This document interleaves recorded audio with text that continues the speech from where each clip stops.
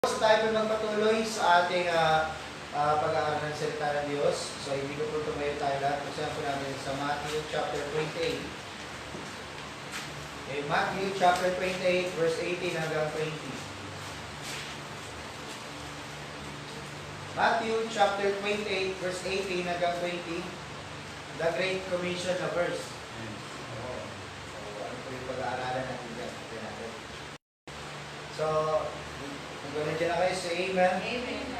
Amen. In verse 18, and Jesus came and spake unto them, saying, All power is given unto me in heaven and in earth.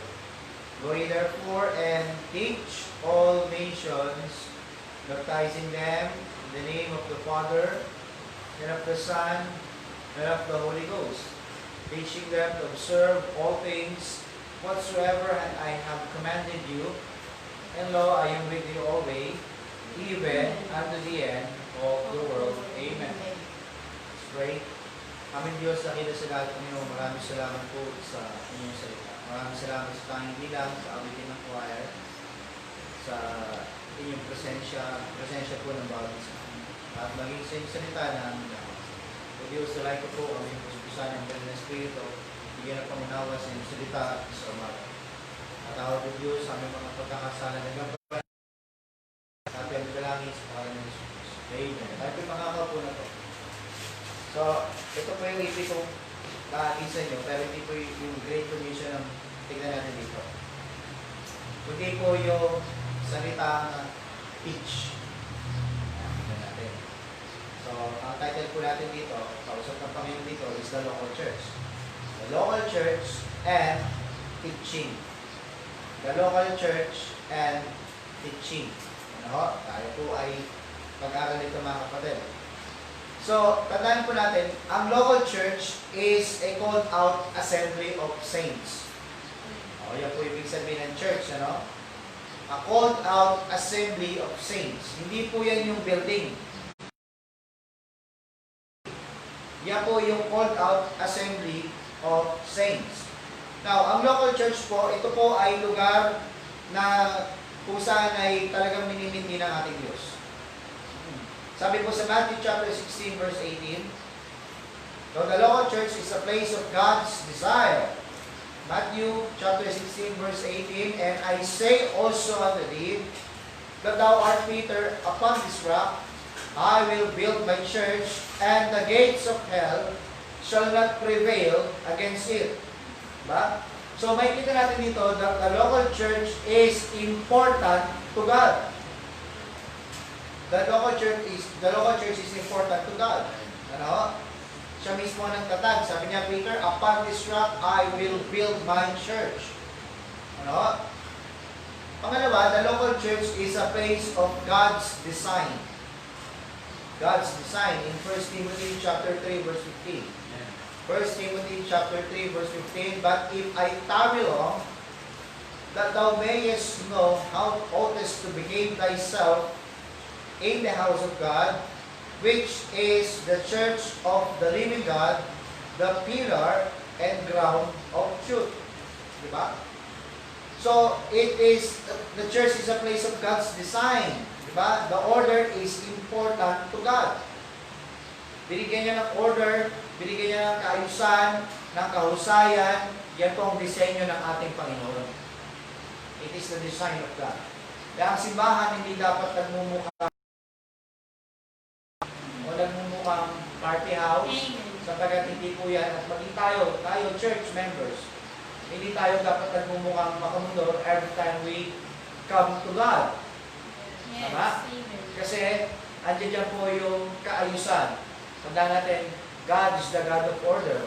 And order is important to our God. No, kahit hindi tayo nagsasama-sama ngayon, but still, sinasabi natin sa mga tagapakinig natin dyan ng mga kapatiran by live stream, ay mag-ayos ng kasuotan. Mag-ayos ng kanilang pananamit. Sapagkat sila po yung maharap ngayon sa Panginoon. Diba? Kahit paano maligo naman tayo. Mag-ayos tayo ng ating damit. Ano? I hope yung mga kapatiran natin dyan, by live stream, nakabihis tayo ngayon. Amen. Sapagkat kahit wala po tayo dito sa Covenant House natin, but still, tayo po yung humaharap sa ating Diyos na lumikha. Kaya dapat maayos tayo. Maayos ang ating itsura, maayos ang ating pananamit, maayos din ang ating disposisyon ng ating pag-iisip. Ano? Because the local church is a place of God's design. Not only that, the local church is also the place of God's doctrine. God's doctrine. Wala tayong ibang doktrina dito pinag-aaralan, wala tayong doktrina ng mundo rito, kundi doktrina mismo ng ating Panginoon. Ano? Sabi ng Acts chapter 2 verse 42, Acts chapter 2 verse 42, and they continued steadfastly in the apostles' doctrine and fellowship, and in breaking of bread, and in prayers. Diba? So pagdating po dyan sa sound doctrine, napaka-importante din po sa ating Panginoon ang sound doctrine. Ano? Sound doctrine. When we say sound doctrine, incorruptible doctrine. Ano? Sound means hindi yung sound na tulog. Incorruptible. Ano? Maayos, tamang katuruan. Kaya nga ang church is a place of God's doctrine. Wala tayong ibang pinag-aaralan dito, wala tayong ibang inaalam dito, kundi ang doktrina ng ating Panginoon. Wala nang iba. Ano? Walang ibang mga doktrina na kung sino-sino mga tao diyan. Kundi doktrina mismo ng ating Panginoon. Ano? Kaya nga, the church, the local church is a place of God's doctrine. Now, tignan natin kapatid yung aspeto dito na tinatawag natin na meron tayo lagi sa ministry natin. Yung teaching and preaching. Ano? Teaching and preaching. May pagkakaiba yung dalawang yan. May pagkakaiba yung dalawang yan mga kapatid. Bakit? Ano po yun? Ano po yung pagkakaiba nitong teaching and preaching? Teaching involves information or fact to inform the intellect. Diba? Yan po ang teaching, ano? Involves information or fact to inform the intellect. Yan po ang teaching. Kaya po hindi pwedeng nagtuturo tayo na hindi tayo nakapagpapasa ng fact or information to the intellect. Dadagdag tayo ngayon ng kaalaman. While naman sa preaching, ganito po yan. Sa preaching, demands a response or decision. It demands response or decision. Yan po ang preaching. Ngayon, sa teaching, nasa sayo kung i-apply mo, nasa sayo kung i-practice mo, magre-response ka. Pero pagdating sa preaching, it demands response or decision. Ama to? It demands response or decision. Amen po? Yan po pagkakaiba ng teaching and preaching. Pero yung mga bagay na yan, matatagpuan po natin yan dito rin po sa loob ng local church. Kaya po meron tayong tinatawag na Sunday school, meron tayong tinatawag na preaching service. Yung Sunday school, it is a learning time na kung saan tayo po ay matututo sa pagkakataon na yan, oras na para tayo madagdagan ng pagkatuto, oras na para tayo madagdagan ng kaalaman. Samantalang doon po sa ating preaching service mga kapatid, andyan na po yung pagkakataon na kung saan kailangan po o nagdedemand na po ang mensahe ng Panginoon ng response at desisyon na manggagaling sa atin. Ano? Na mismo ang Panginoon na umusap sa atin at nagdedemand po sa pamamagitan ng kanyang mensahe ng response galing sa atin at desisyon. Kaya hindi po maaaring mangyari na kapag katapos po natin makinig ng preaching ng salita ng Diyos, ay wala po tayong desisyon. Ay wala tayong response. Ano? Kasi iyon po ang dinidemand talaga ng tinatawag natin preaching ministry o ng ating preaching service. Ano?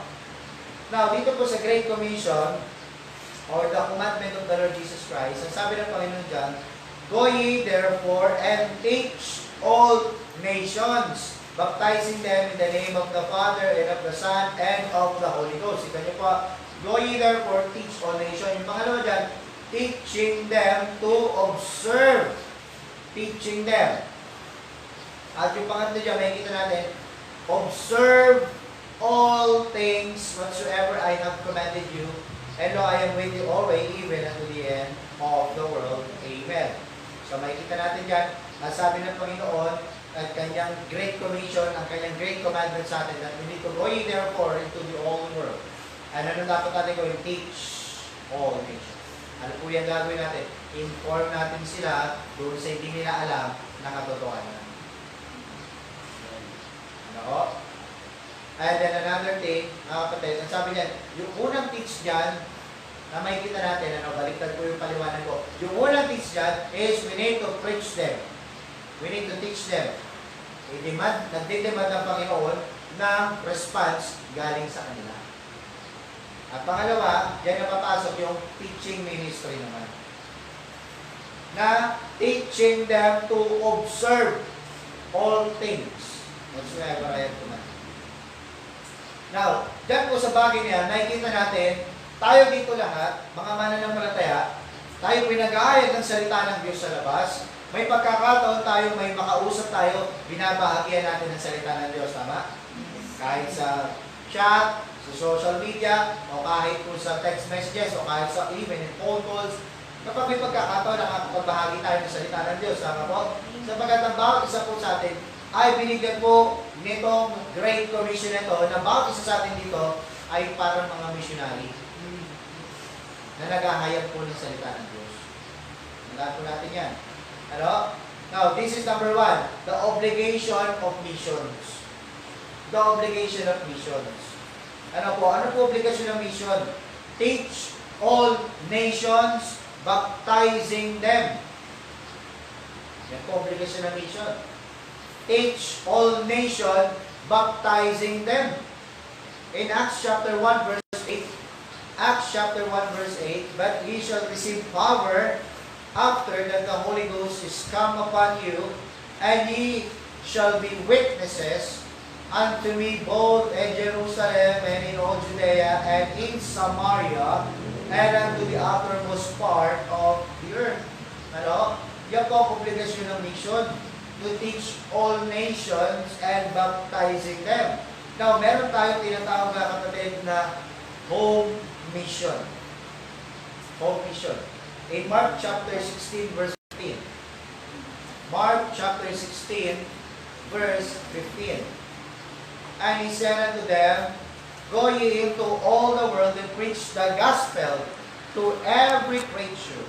Ano? To every creature. Bakit mga kapatid? For every creature to receive the gospel, it requires every child of God to carry the message.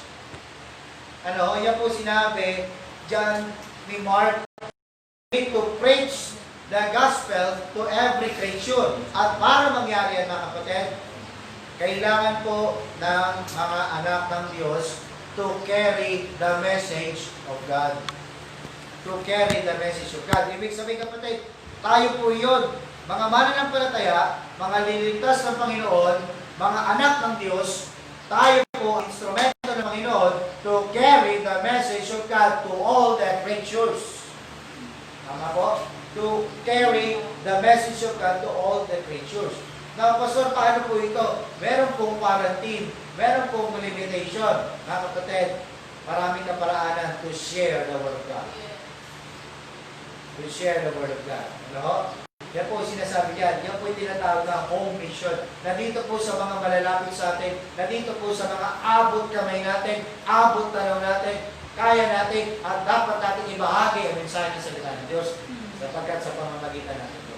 We need to preach the gospel to all creatures. To all creatures. Wala pinipili. Ano? That is what we call the home mission. While the foreign mission naman is this. Diba? Sabi niya, but ye shall receive power in Acts chapter 1 verse 8. But ye shall receive power after the Holy Ghost is come upon you, and ye shall be witnesses unto me both in Jerusalem and in all Judea and in Samaria and unto the uttermost part of the earth. Ano? So, ito po yung tinatawag na foreign missions. For the entire world to hear. Ano? There must be those. Kagaya po natin dito mga kapatid. Ang ating nasa foreign mission field, Pastor Edgar. Amen. Tama po? Yes. Nasa foreign mission field po ang ating Pastor Edgar. Ano? Na kung saan siya pinag-testify dun po sa bansa ng Australia patungkol sa ating Panginoon. Ano? Banda naman dito po sa atin, pag sinabi natin commission, andyan dyan naman po ang Pastor Neil sa Kainta. Ano? And if God willing, andyan dyan po ang Brother Mark patungo ng Escopa. Amen. Tama po? And if God willing, meron pa tayong probinsya somewhere in Bukawi, Bulacan. Amen. Nakagamitin ang ating Sister Lisata doon. Amen. And if God willing ulit, meron tayo dito mga outreaches, mga kapatid. We are preaching the Word of God dito sa ating paligid. May mga Bible study, may mga outreaches dyan, mga kapatid. Ayan po yan. And that is the obligation of mission. Hindi ho tayo nandito para magparamihan. Marami nang makaririnig at makaalam ng salita ng Panginoon.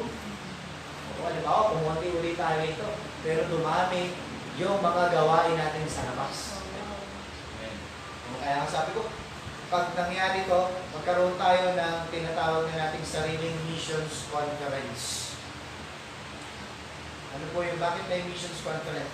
Para yung mga missionary natin, yung mga outreach leader natin, dala-dala nila yung mga nagiging bunga nila, dala-dala nila yung mga kanilang mga tinuturuan. Nagsama-sama. Lumaki ang Christ Covenant Family. Hindi na lang isa ang Christ Covenant Family, tatlo na tayo. May Christ Covenant sa foreign mission field, may Christ Covenant dyan po sa probinsya ng Cainta. May Christ Covenant na isisilang sa loob ng NCR, Escopa, Quezon City. At may isisilang ulit na Christ Covenant sa labas uli ng NCR, papuntang Norte, Bukawi. See? Tapos may sinisilang na unti-unti dito sa paligid natin. Kaya po yung plano ng Panginoon eh. That is the obligation of mission, to teach all nations and baptizing them. Ano? Pag naturuan natin sila, turuan din natin sila mga kapatid na ikalat din nila, palaguin din ang salita ng Diyos. Kumalat kayo. Ano? Kumalat tayo. Ano? Magpakarami tayo ng mga gawain yan sa paligid kasi yun ang kailangan eh. Hindi naman kailangan maging malaking simbahan muna tayo bago tayo makapag-present out ng ganyan. Sapat na merong lumalabas sa atin, ibig sabihin may natuturuan, may natututo, may natitrain. Tama po? Ano?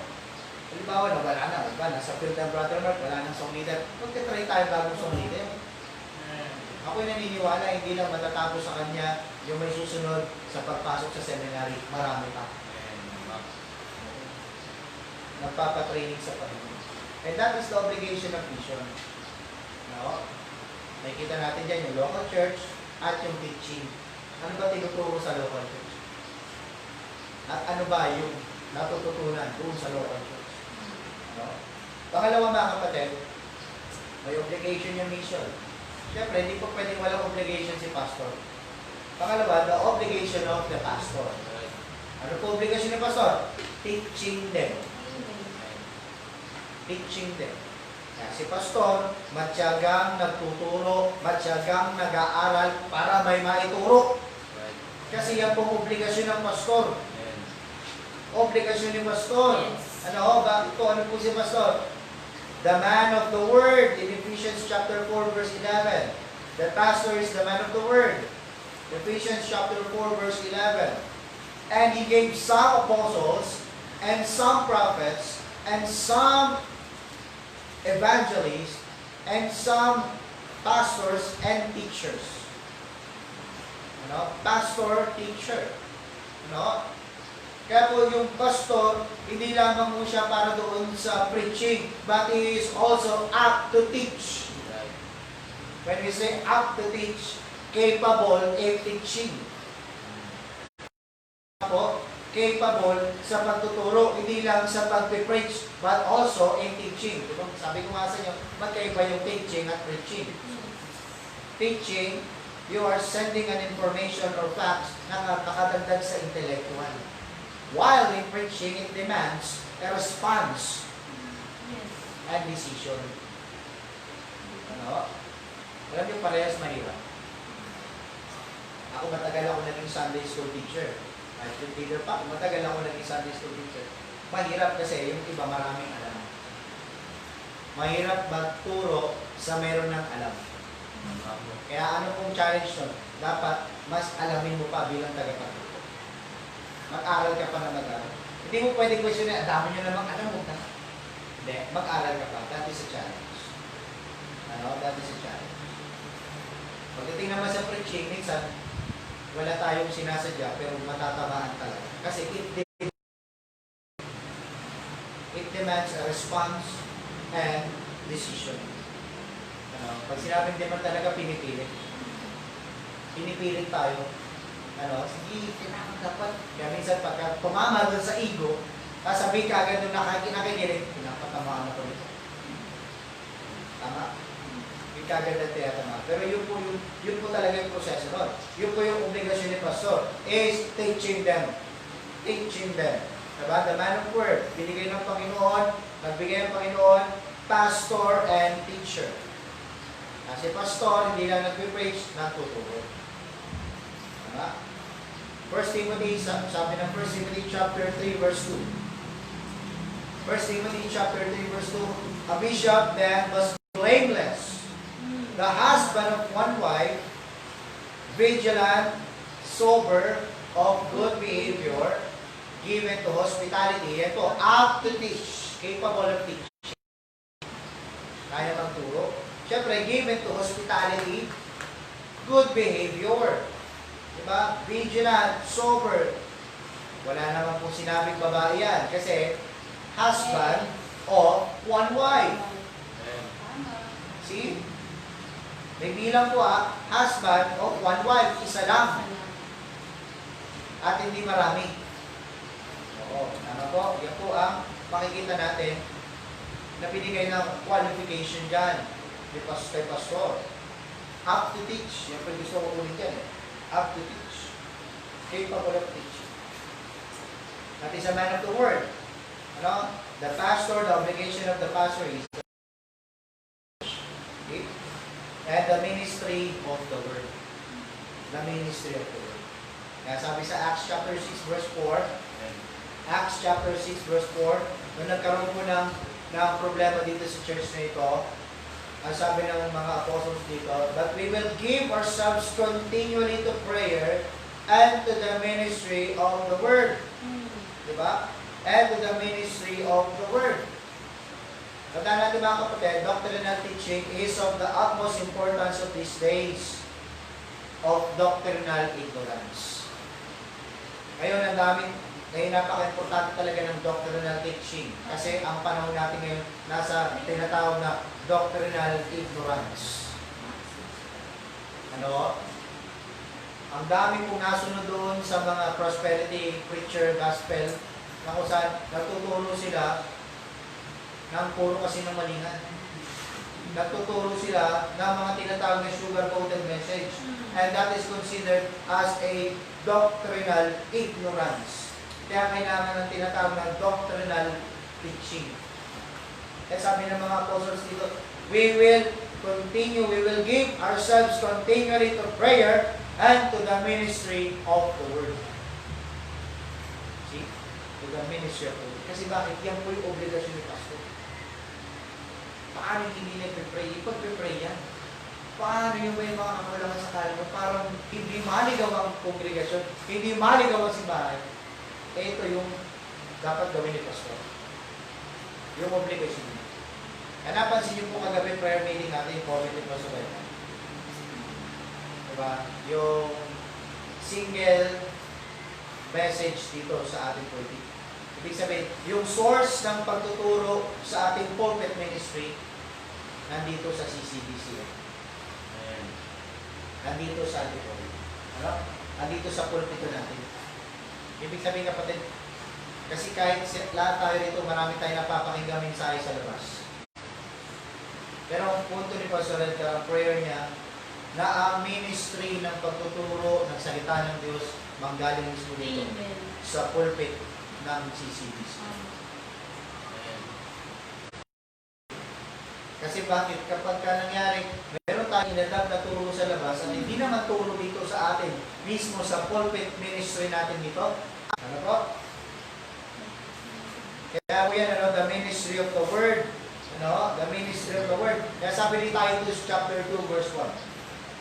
Titus chapter 2 verse 1, but speak thou the things which become sound doctrine. Ano po? But speak thou the things which become sound doctrine. Ano po ibig sabihin?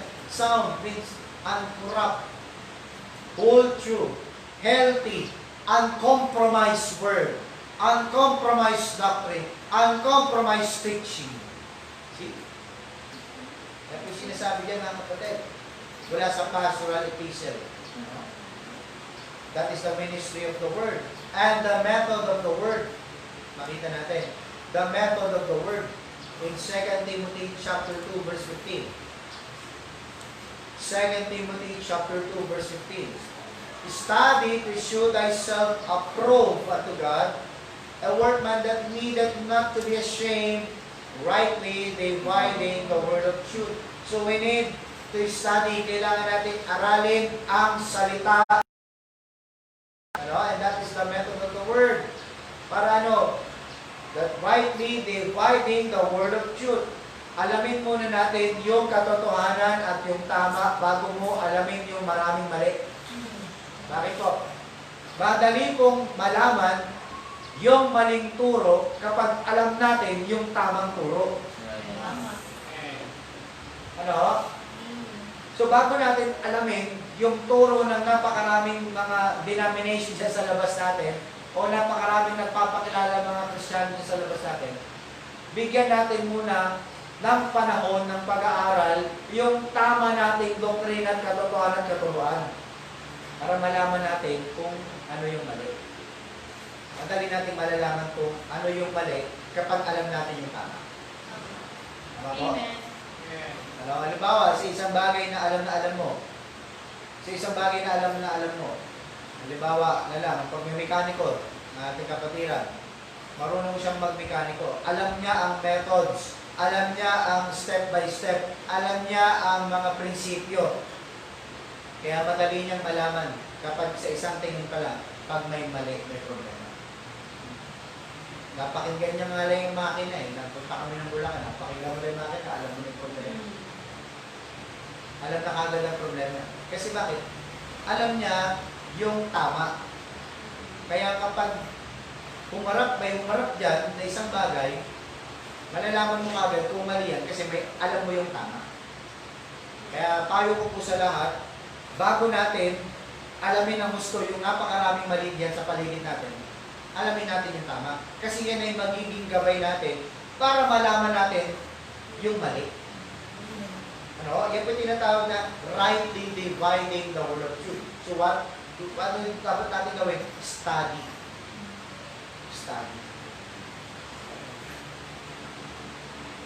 Aralin natin maigi. Ano aralin natin maigi muna yung natin bago yung katuruan nila?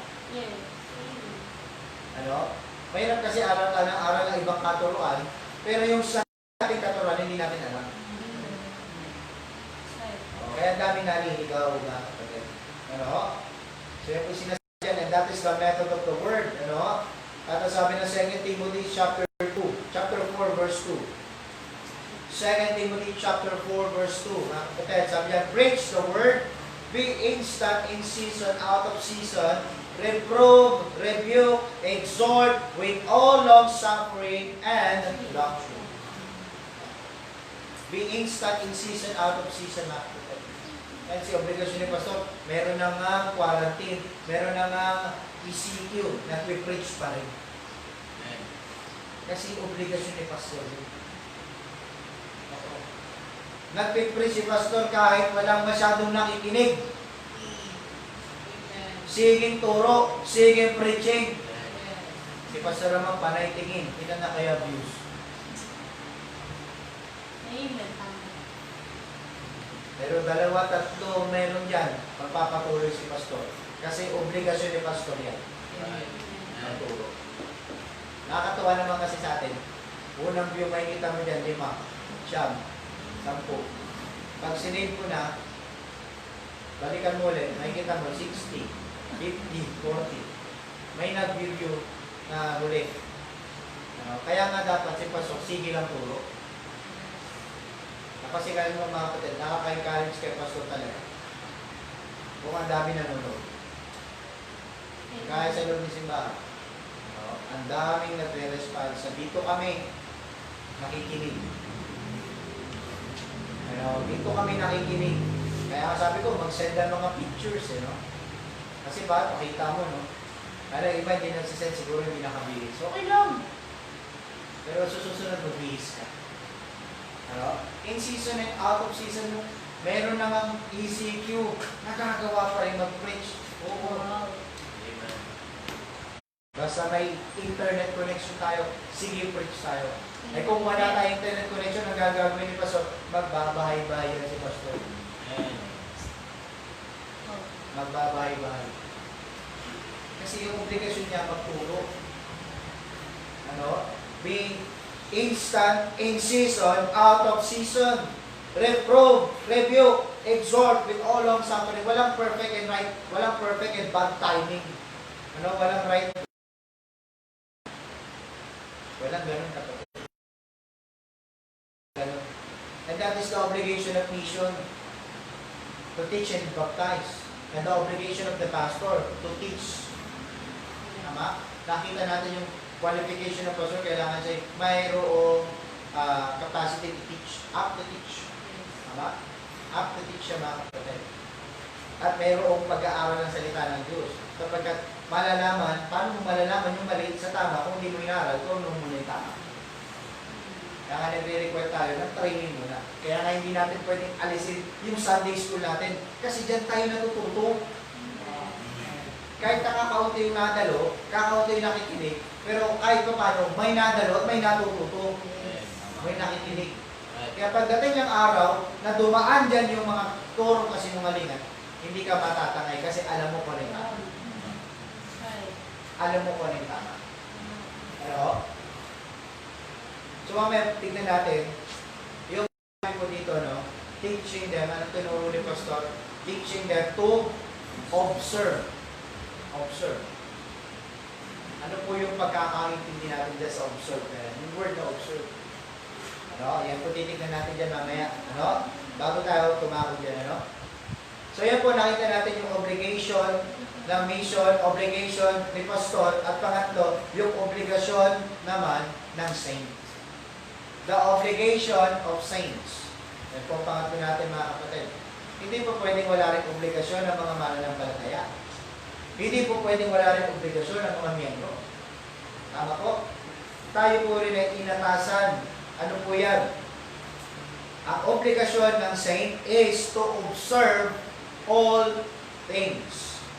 Natignan niyo po ito Meron pong pagkakaiba yung observation at observe. Ano yung pasod? Di po root word lang yun? Hindi po. Dito po sa Biblia natin, hindi po siya tinutukoy na observation. Kaya may pagkakaiba po yung observation and observe. Po yan Now, observation, ang ibig sabihin po niyan, that is the action or process of observing something or someone carefully or in order to gain information. Observation. Ano po yan? Nakabantay lang. Nakabantay lang tayo. Nakamatsyag lang tayo. Ngayon, dito po sa pagkakataon kanina sa point number 2 natin, may mga mananampalataya po, hindi naman basta natatangay ng ibang turo. Pero hindi rin naman nila alam kung ano yung kanilang dapat tindigang katotohanan. Ando doon sila sa estado ng observation. Nakamatsyag sila. Kaya po yan, Observation, that is the action or process of observing something. Dapat tanong ko, yan po ba yung ginaman sa atin? Observation po ba yung sabi dyan? Na sinasabi dyan, teaching them to observation. Hindi po, yan po, malaki po pagkakaiba. Yung sinabi po dyan, observe. Yes. Ang ibig sabihin ng observe is to conform or practice something as such as law, right, or condition, or to comply with. Ano po yung ibig sabihin niya mga kapatid? To comply. Ano? Makiisa. Makiisa ka. Makiayon ka. Makipamato ka. Ano po? Ibilang natin yung sarili natin. Sabi yan, ano? Yan ay tinuturo. Teaching them to observe all things whatsoever I have commanded you. Yan sinasabi ng Panginoon dyan. Turuan mo sila na ibilang, isama nila yung kanilang sarili sa lahat ng aking mga kautusan. At sabi, sa lahat ng gawain na nauukol sa iglesia, dapat tayong bumilang, sumali, mag-join, maki-cooperate, maki-participate. And that is the obligation of every saints. Wala po sa loob ng simbahan, mga kapatid, ang walang partisipasyon. Kasi iyan po ang iniuutos sa atin, iyan po ang obligasyon sa atin. Hindi ko po salita ito, pero binibigyan ko po yung linaw, yung sinabi po dito, na teaching them to observe.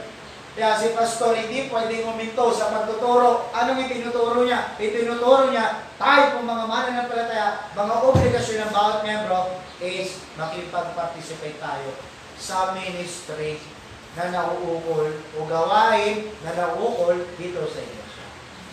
Kaya po sinabi niya, teaching them to observe all things whatsoever I have commanded you. Tama po? Sa lahat ng iniuutos ng ating Panginoon, sa lahat ng ministry na binibigay sa atin ng Panginoon. Yan po yung ibig sabihin ng observe. At pagkakaiba ng observation at observe. Hindi po sinabi ng Panginoon na tayo po'y magmatsyag lang, magbantay lang, tumingin lang. Pero ang sinabi ng Panginoon, tayo po'y makibilang. Tayo po'y makisali. Ano? Tayo po'y makiisa. Yan po sinasabi dyan. Ayan po yung ibig sabihin niya kahit saan po natin tignan. Ano? Pero kailangan 1800s lang. Para di ako magkamali. Magkakamali tayo kapag binilang mo yan sa ibang diksyonaryo. Hindi kasi tugma. Ano?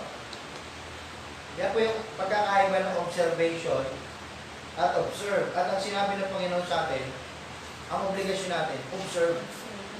So malinaw na sinasabi ng Panginoon sa atin, kautusan ng Panginoon sa atin at ibinibigay ng obligasyon sa atin, sa lahat ng gawain dito, obligasyon natin makiisa. Hindi natin pwedeng sabihin na ayaw mo mag-join kasi obligasyon natin makiisa. Oo. Ito po ay commandment ng Panginoon sa atin.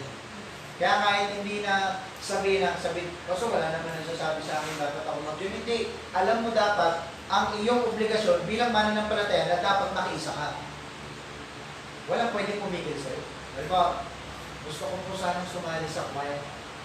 Hindi naman pwedeng sabihin ng ating choir na hindi pwede kasi sintonado ka. Yan nga, pinakamagandang salihan ng sintonado, choir. Pagka nagpaalam siya mag-solo, pwede mo nang advisean. Sigurado ka. Okay ka naman sa choir. Dapat choir ka na lang. Maganda sa choir kasi kumakanta kayo, na piniprepare niyo yung heart ng mga member to receive the word of God. Ibang gandang ministry. Ano, kapag ka nag-solo ka, baka lumayo yung puso. Biro lang po. Pero kung yung kapatid mo lang, kung alam mo yung obligasyon mo bilang mananampalataya, wala ka nang dapat sabihin na, hindi ako mag-join. Observe, comply, makiisa. Sa lahat ng bagay na tinuturo at iniuutos ng Panginoon. Ano? Kaya nga, kasama dyan na yung tinatawag na Great Commission, kasama pati sa pagsusolmini, ibinigay ang Great Commission, hindi po sa tinatawag natin na sa church lang, kundi sa lahat, sa individual. Sa lahat. Ano? So that is the obligation of the saint. Ano? Now, ano po yung responsibility naman nila? Siyempre, kung tayo po yung mga obligasyon, ito po yung responsibility yan.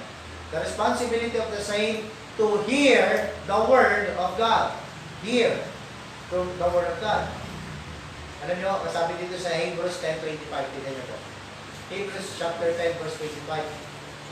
Not forsaking the assembling of ourselves together, as the manner of some is, but exhorting one another, and so much the more as you see the day approaching. So, yan po na, not forsaking the assemblies of God. Paano yung mga nasa live stream na forsake na nila? Yes, hindi tayo magkakasama physically, but we are one and union in spiritual. Nakikinig pa rin sila. Kaya nga tayo dito mga may kakayahan, nakakapunta tayo. No, ayaw naman sana natin talagang hindi sila makapunta. Pero tayo po ay sumusunod sa pamantayan muna ng ating gobyerno para sa ikaligtas natin.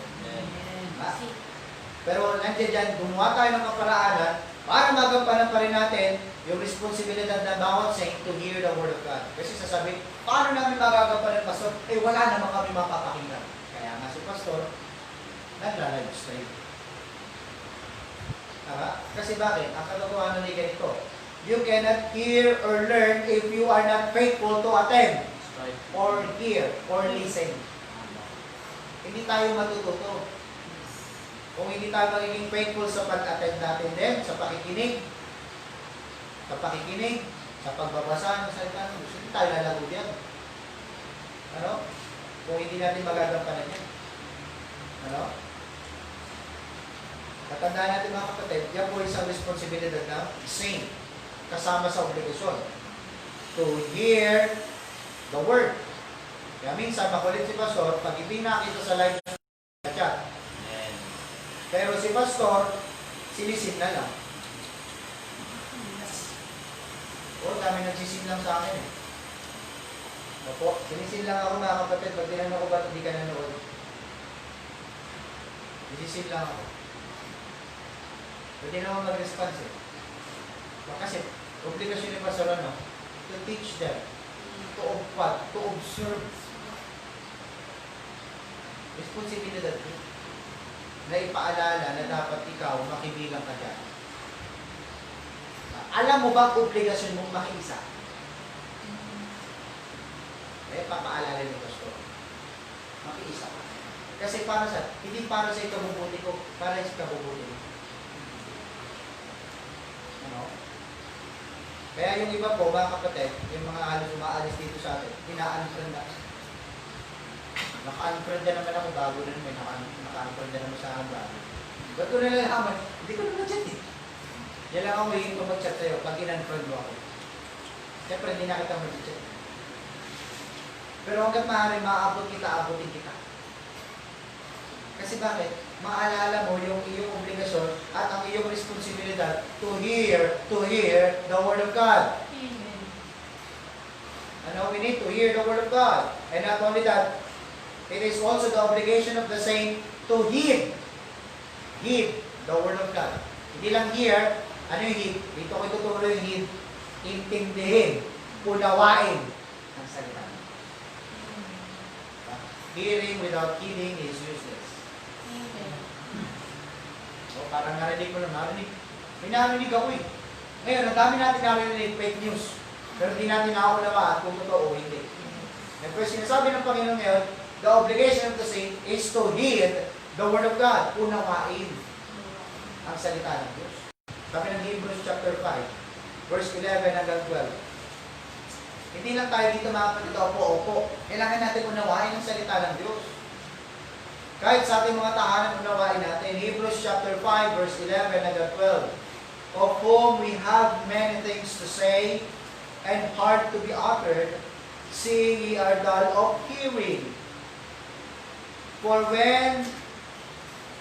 the time ye have need that one teach you again, which be the first principles of the oracles of God, and are become such as have need of milk and of strong meat. See? May kita natin mga kapatid, ano? Obligasyon din natin na unawain ang salita ng Diyos. Kaya po baliwala mga kapatid, kahit ilang beses mo na basa yung nauunawaan ng salita ng Diyos, baliwala. Ano ba sinasabi ng Panginoon? Unawain natin ang salita ng Diyos. At responsibilidad natin yan. O, ang responsibilidad ni Pastor, ituro. Pero dapat tayo, responsibilidad natin, pakinggan ang turo, pakinggan ang salita ng Diyos, at unawain ang salita ng Diyos. Gawin din natin yung part natin. Gawin natin yung responsibilidad natin. Minsan kasi may pagkakataon, hindi ma-deliver ng mahusay ni Pastor. O may paliwanag si Pastor, hindi talaga umaabot sa paliwanag sa intindi mo. Kapag trabahuan natin, intindihin natin. Nabasa ako, baka minsan kaya gano'n, baka minsan si Pastor hindi pa nag-almusal. Baka minsan si Pastor hindi pa nakatulog. Baka minsan si Pastor hindi pa nakapag-pray. Nabasa akong gano'n eh. Hindi ko na maalala kung saan ko nabasa. Tagalog. Kaya sabi, kamustahin mo naman si Pastor. Hindi yung lagi ikaw na lang kinakamusta ni Pastor.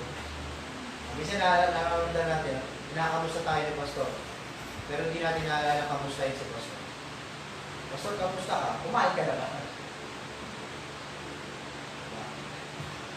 Pastor, kamusta ka? Diba? Pagpunto ko ng kapatid, unawain natin. Unawain natin ang salita. Kapag naunawaan natin ang salita ng Diyos, alam natin, unang malalaman natin yung obligasyon natin, malalaman natin yung responsibilidad natin, malalaman natin yung dapat natin gawin. No? Siyempre, malalaman natin paano natin dapat itrato ang bawat isa. Amen. Malalaman mo rin paano mo itrato yung leader ng kongregasyon. Kasi, inintindi mo siya. Iniintindi mo. Ano? Give and take process. Si Pastor ginagawa responsibilidad ng kanyang obligasyon. Si kongregasyon dapat gawin din yung kanyang obligasyon. Amen. Kasi may obligasyon tayo sa isa't isa. Sabi ng Romans, walang sino man ang nabubuhay para sa kanyang sarili. Marahil, naririnig ko sa Katoliko eh. Sabi sa Romans, ayaw lahat binuhay para sa isa't isa. Kailangan natin ng isa't isa. Ano? Kaya po yung obligasyon natin mga kapatid. And that is the work of the local church and the teaching ministry. Ano? Lahat tayo dyan. Lahat tayo may responsibilidad dyan. Ano? Para sa ating pagtatapos, Colossians chapter 1 verse 28. Colossians chapter 1 verse 28. Whom we preach, warnings every man, and teaching every man in all wisdom, that we may present every man perfect in Christ Jesus. See? Kaya po tayo nag-aaral ngayon ng salita ng Diyos, nagbibigay ng babala, naghahayag ng salita ng Diyos ng buong karunungan para ma-present natin ang ating sarili sa harapan ng Panginoon. Perfect. Kasi yan ang gamit ng salita ng Diyos. Profitable para sa bagay mo. Tama po? Kaya, hindi natin pwedeng sabihin, hindi natin alam yung pwede natin gawin dito sa loob, sa mundo habang dito. Kasi, ibinigay na po. Nakasalita na natin. Ang dapat na lang natin gawin, yung obligasyon natin. Yung obligasyon natin, na dapat makijoin tayo. We need to observe all things.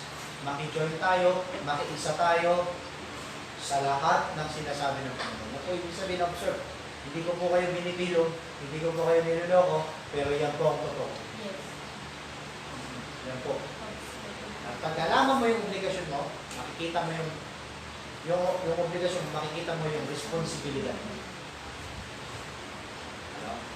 Kasi na-join ka na eh, nakiisa ka na eh. Pag nakiisa ka na, nakita mo, ginawa mo yung obligasyon mo, nakiisa na, makikita mo yung obligasyon mo. Ito ang obligasyon. Kaya siguro, ang obligasyon mo sa kailangan mo sa mata. At yung point number 1 natin, lahat tayo, obligasyon natin. Tama? Obligasyon natin. Kaya naman mga kapatid, kahit ganito panahon natin ngayon, isipan natin maigi. Makatugon pa rin tayo sa gawain ng ating Panginoon. Ha? Amen? Huwag natin isisi sa simbahan, bakit minsan hindi tayo nalabo. Kasi baka tignan muna natin, baka hindi natin ginagawa yung obligasyon natin at responsibilidad natin. Bakit hindi tayo nalabo? Bakit hindi tayo pinagpapala? Pantay mga kapatid, pinagpapala tayo kapag ang salita ng Diyos na nanahan tayo. Lalo pinagpapala ng Panginoon hindi tayo, ang kanyang salita ay ang pinagpapala. Amen? Ay manalangin. Kami Diyos na kinasalamat Panginoon, maraming salamat po sa inyong salita. Maraming salamat Panginoon sa katotohanan na ito, Diyos, na nakita namin ang kahalagahan Panginoon ng aming mga obligasyon sa iyo, Diyos. Na muling pagpapaalala sa amin at sa amin ng linaw, Diyos, na kami pong mga mananampalataya, ang bawat isa sa amin dito ay may kanya-kanya pong obligasyon na dapat namin magampanan. O Diyos, maraming salamat sa iyong salita. Maraming salamat, Banal na Espiritu, sa pagbibigay ng pangunawa sa amin. Dalangin mo, Panginoon, kami yung alalayan, gabayan, upang magampanan namin ang mga bagay na ito sa aming buhay at patuloy na maisakatuparan, Panginoon, ang lahat ng iyong kalooban na iyong pinahayag sa amin. O Diyos, pagpalain mo ang iyong mga anak na patuloy na nagtatapat sa oras ito. Pagpalain mo ang iyong mga anak, Panginoon, na patuloy na nagbibigay ng kasigasigan sa gawain na ito. Diyos, kahit sa kalagitnaan po ng nangyayari pong isigin ito, sila po iyong pagpalain at patubayan, Panginoon. Naging mga kapatiran namin nasa labas ngayon, ikaw mag-ingat sa kanila. Maraming salamat sa Diyos at lahat ay dalangin sa pangalan ng Jesus. Amen. Maraming salamat po.